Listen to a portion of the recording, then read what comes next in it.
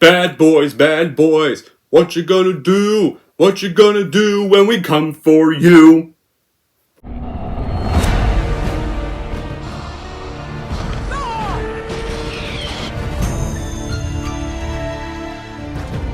were up, and they did. More smarts and my...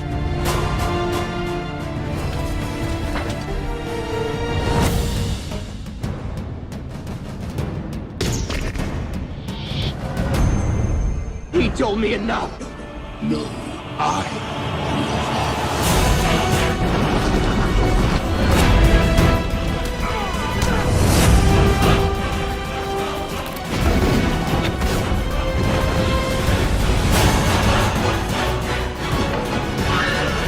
Here's Chuck.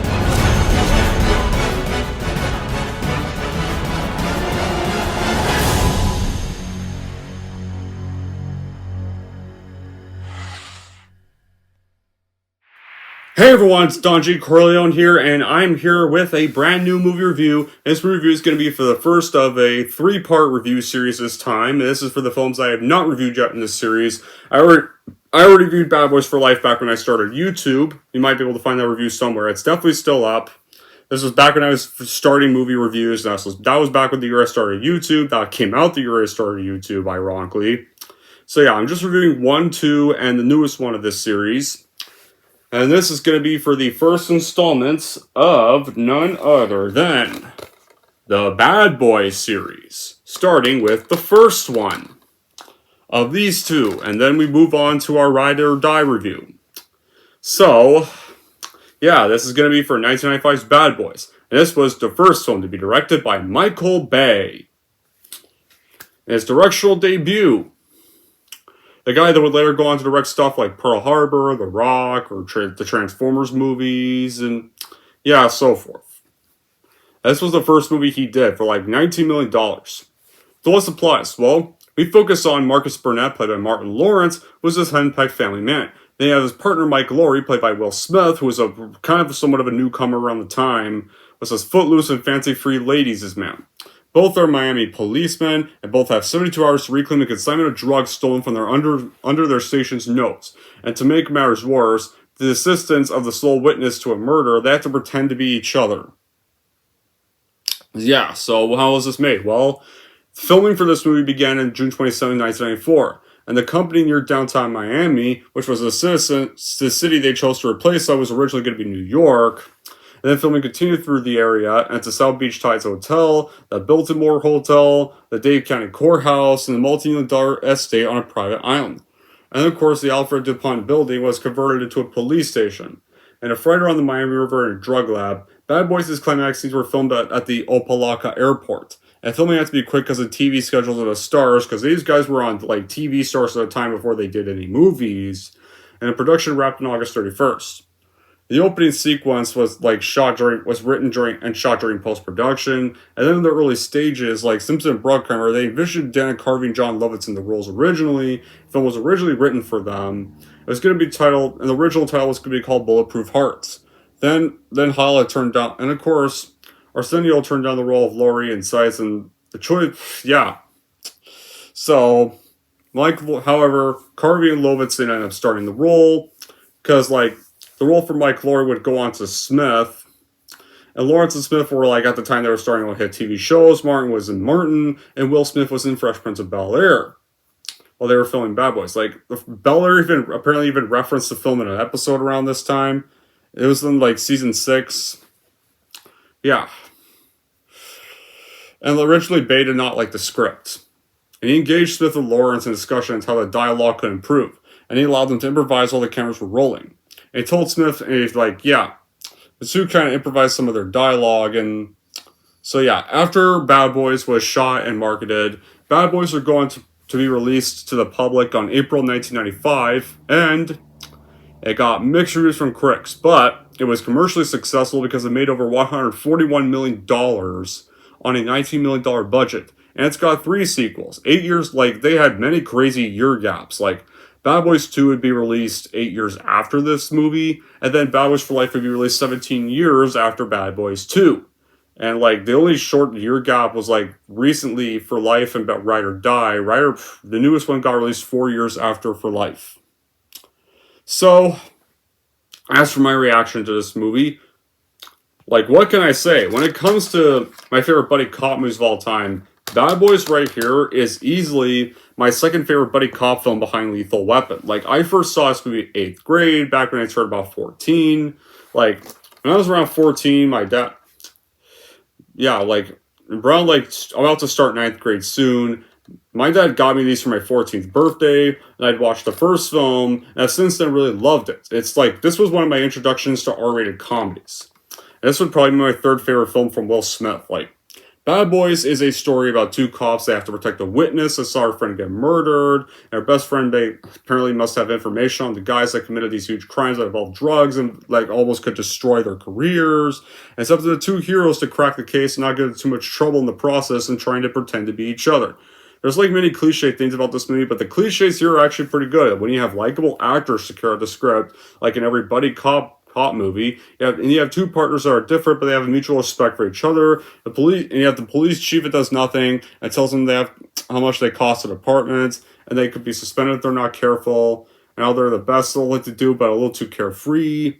And then you have the bad guy with the foreign accent, the charming DeBorn, but deadly as a rattlesnake. And a lot of the credit here really goes to Smith and Lawrence. Like easily, like Smith and Lawrence have some of the best chemistry, buddy cop chemistry in these films, like where Martin Lawrence is usually the one with the brains, and Will Smith's usually kind of the goof, one that kind of just makes a bigger mess of things at times, and Lawrence is kind of the one who's sane, the one that actually kind of tries to do things a little more properly, and kind of the one with the brain.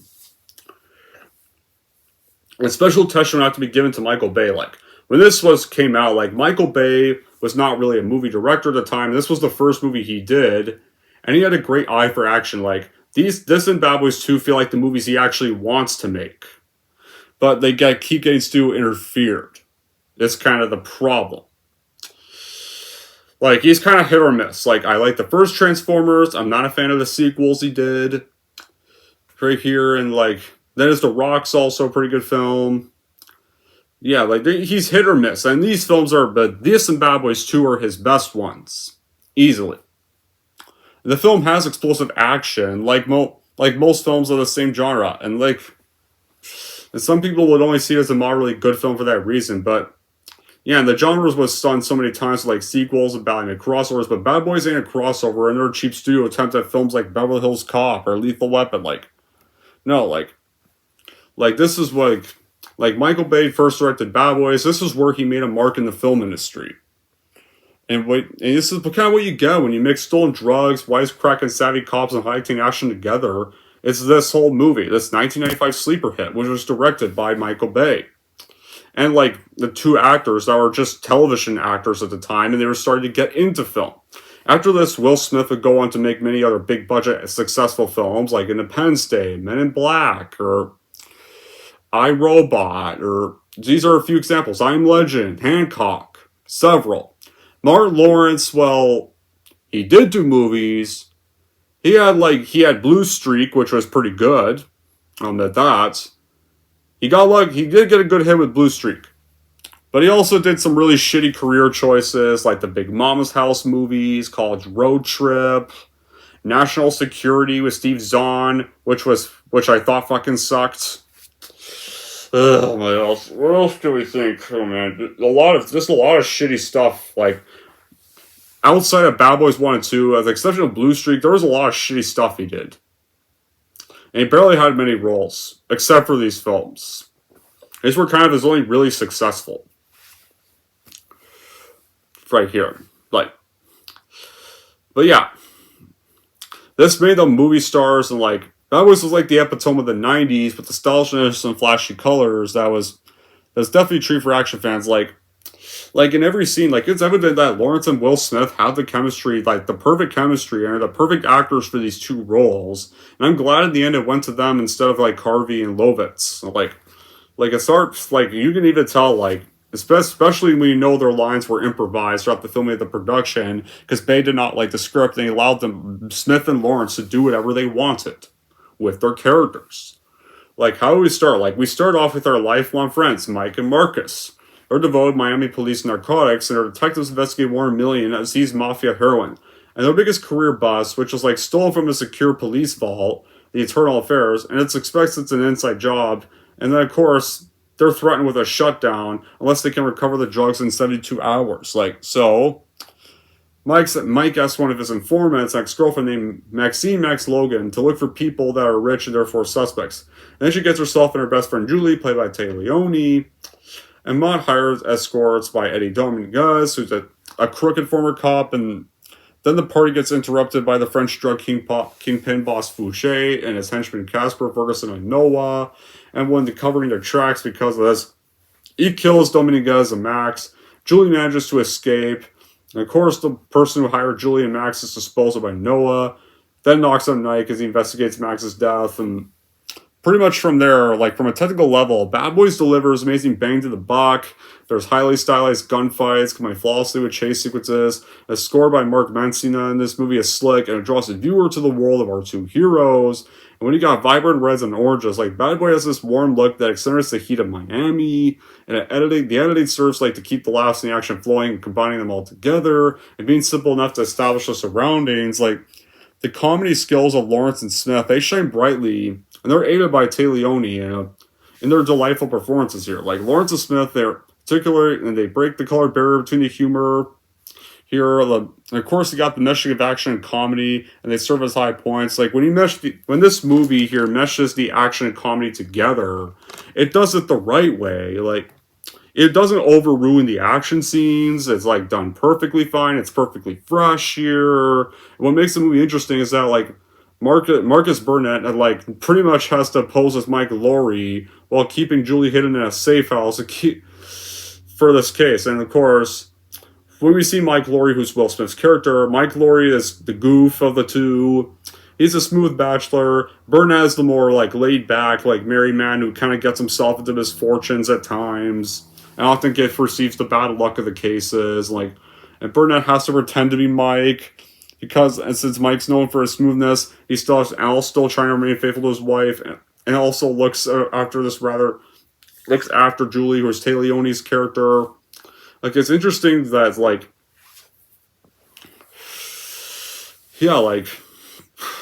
it's actually done that. You did get some pretty funny moments here.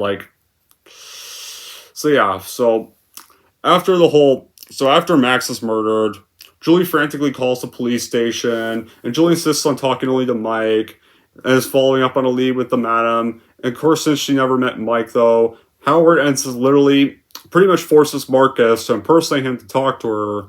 And then at the apartment, Marcus and Julie, they get attacked by Fouché's henchmen, one of whom Marcus kills. Then they rendezvous with the real Mike, and so Marcus and Mike have to now impersonate each other.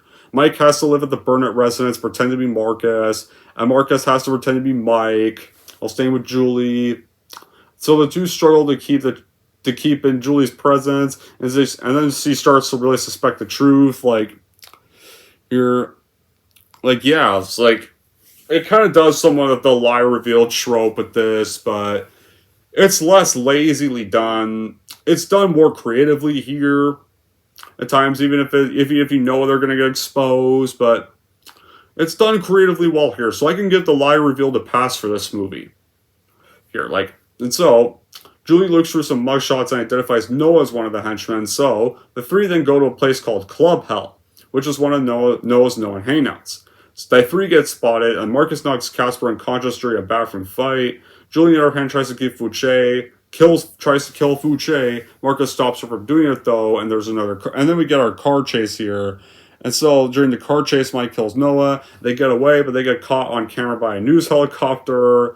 And the insurance report of Marcus is losing his shit gets discovered by Marcus's family, because Marcus told him that he got reassigned to Cleveland right there temporarily, but they've realized he was not, and he was lying to them.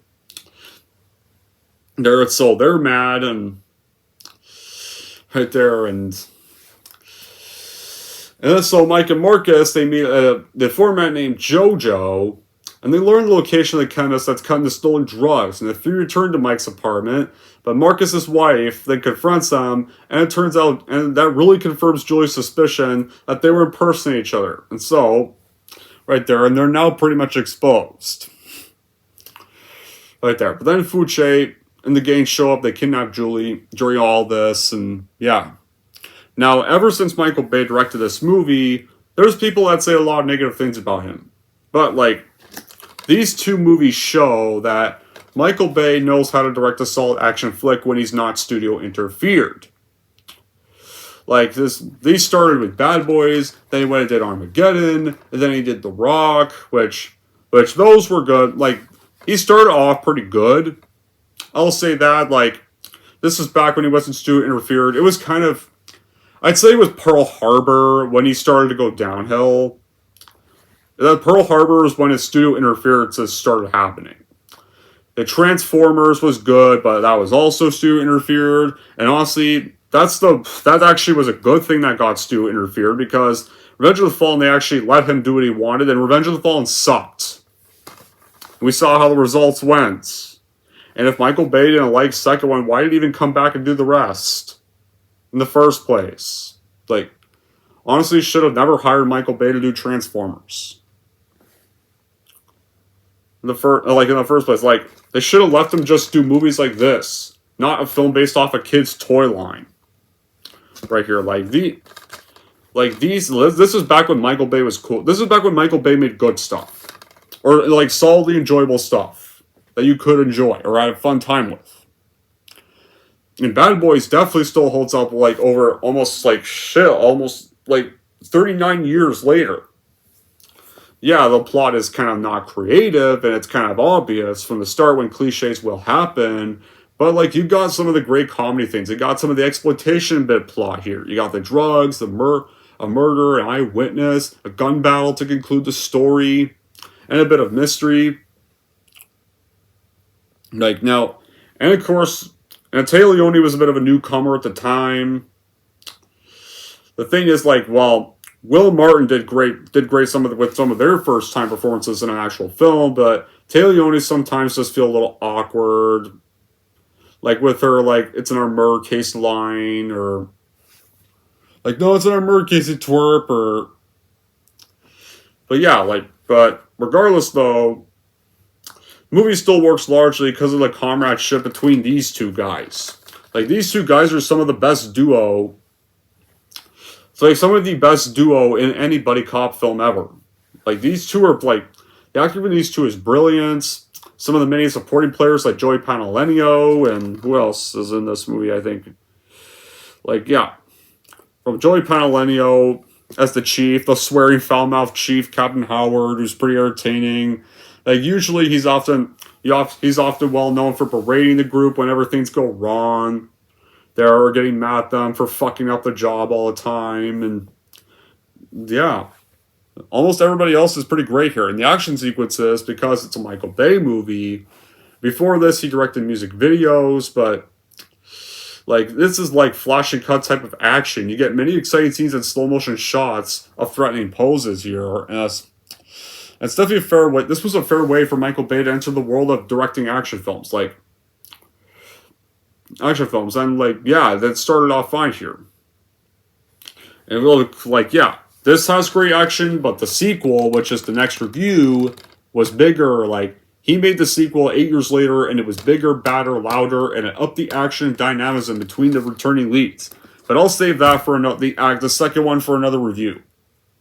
And the cinematography, like, between scenes is, like, really breathtaking. Right there, like, he captures some beautiful areas of Miami. Michael Bay does. Very well done. Like, the movie's made with lots of style, too. Like, it's fast, pleasant, and it uplifts most of the action sequences. Like, yeah, like, this only had, like, a budget of $19 million. And they managed to do an extremely good job with the stuff they could afford. Even if the movie isn't $100 million, it really feels like it, despite it only being a $19 million budget. There's never a slow, boring moment in the film. There's lots of action and many other great moments. Like, it's one of those films where you don't need that great of a story just to make a good movie. Like, it could have given these guys anything to do, and the movie would have remained just as much fun to watch. Like, it makes you kind of forget that there really is a story. You kind of just sit back and you let the movie entertain you. So yeah, after Julie is kidnapped, we get to the finale. Like, so after Mike and Marcus are exposed, the department gets shut down. But, like, even though, like, Howard is reassigned, Howard delays the order, so Mike and Marcus get some more time to solve the case. So they go to Dominguez's private police profile, and the police secretary, yeah, and of course you find out the police secretary, Francine, is his former girlfriend, and was blackmailed by Fouché and Dominguez because when they took nudes of her, and were threatening to post them. So, Sanchez, Ruse, Mike, and Marcus, they go to the executive airport, and there's a fierce shootout that happens, and Fouché's remaining henchmen are killed, including Gasper and Ferguson, and Julie gets rescued. So Fouché flees, and a chase happens. They force his car to a concrete barrier. He tries to flee, but Mike shoots him in the leg and arrests him at gunpoint. And then, of course, there's a tense conversation between... there's a tense conversation happens with Marcus and Fouché, and just as they arrest Fouché does not decide not to go to jail, so he tries to draw a gun, but then Mike shoots him to death just as he's about to kill Marcus. He pretty much saves Marcus's life and avenges Max's death right there. And you get the "from now on, that's how you" lines right there. That's how you line, like, that Will Smith delivers. Like, he delivers that. It's hard for me to remember which one it was in the first one. I remember more of the second one. From now on, that's how you shoot in the second one. That's the one I remember the most. But yeah, after Fouché is killed, the drugs are recovered, Julie is now safe, Max is avenged, and everything seems resolved. So Marcus is pretty much like, you want Mike Laurie? Here you go, you got Mike Laurie. And he cuffs them together, and he heads home to reunite with his wife and family. So yeah. And the credits are rolling, they're panning out to end the film, and they're wondering where the keys to the cuffs are. They've realized Marcus may have the keys, and, like, they ask a police officer, says, I don't got the keys. Like, yeah, that's pretty much how the movie ends. That's how Bad Boys ends right there. Mike and Julie are pretty much cuffed together. Bad Boys, really, it's blessed, yeah. Bad Boys has one of the best finales in a buddy cop movie. It's an explosive shootout in an aircraft. And you're like, it's easy to see where the budget goes here, and it's used to great effects. Like, and even though this was like a film that was made back in the 90s. And Michael Bay keeps it serious enough for us and to the viewer, so, like, yeah, you still can know what's going on and actually care about what happens. And, like, a lot of action comedies nowadays, they just fail to pull any of that off. Like, hell, this does this whole much better than any modern Fast and Furious sequel ever. Right there. Like, these two, like, the third one did anyways. The fourth one almost went into Fast and Furious territory. That's another review as well. You're going to find out more in that review about what I'm talking about when I say that. But, like, yeah. If I had any bad qualities with Bad Boys, I'd say the story isn't necessarily creative, and the concept aren't really something new. But it's clearly not trying to be a new story or a new concept here. And yeah, they do kind of go the lie revealed stuff at times, with Marcus pretending to be Mike, and Mike pretending to be Marcus, and you know Julie's going to find out, and Marcus's family's going to find out. And so apparently some sensitive crybabies. The film can get excessive in the vulgar stuff, so people can... Yeah, so there's too many that's going to trigger some sensitive crybabies. Like, I know this movie triggered so many sensitive people that are all whiny about it being violence and stuff. Like, it's Michael fucking Bay. What do you expect? This is back when he actually gets to do R-rated shit. This is not the PG-13 Michael Bay he is now. If you can't handle that, just don't watch these two fucking films. How about them apples? That's it. But that's it for Bad Boys. Bad Boys is still an action masterpiece and one of the best buddy comedy films yet. So in the end, would I watch and buy Bad Boys? Yes, I would totally watch and buy Bad Boys for your collection, no doubt. If you're hoping to see one of Michael Bay's earlier works, especially how he started in the film industry, the film that launched him in the film industry anyways, And this was back when he wasn't studio interfered. Anyways, guys, that's it for my review of Bad Boys. We're going to rank Bad Boys. Here's how I'm going to rank this movie. So overall, if you are a Michael Bay fan and are interested to seeing how his career began, then I would totally watch and buy Bad Boys for your collection, no doubt. And if you're wondering how I'm going to rank Bad Boys, I'm going to give Bad Boys a 9 out of 10. There we go, guys. Just got the review for the first one done. Now we can move on to the sequel, and then we'll be all caught up for Ride or Die. I'll post a link to the For Life review in the description below, so you know where it is, and that you know that I did review it, for those who don't know if I reviewed it. But yeah, I did rewatch Bad Boys for Life, and I still give it the same score I did back then. Right there. So yeah, Bad Boys 2 will be next. And that's a film I was not too big of a fan of at first, but I like way better now, over time, but yeah, that wraps it up. That wraps up my review for Bad Boys 2. No, Bad Boys 1. Bad Boys 2's next. So tell me in the comments down below what you thought of Bad Boys 1. And until then, that'll be it for this review. Thank you all for watching. If you like this, want to see more, don't forget to like, subscribe to Don G. Corleone.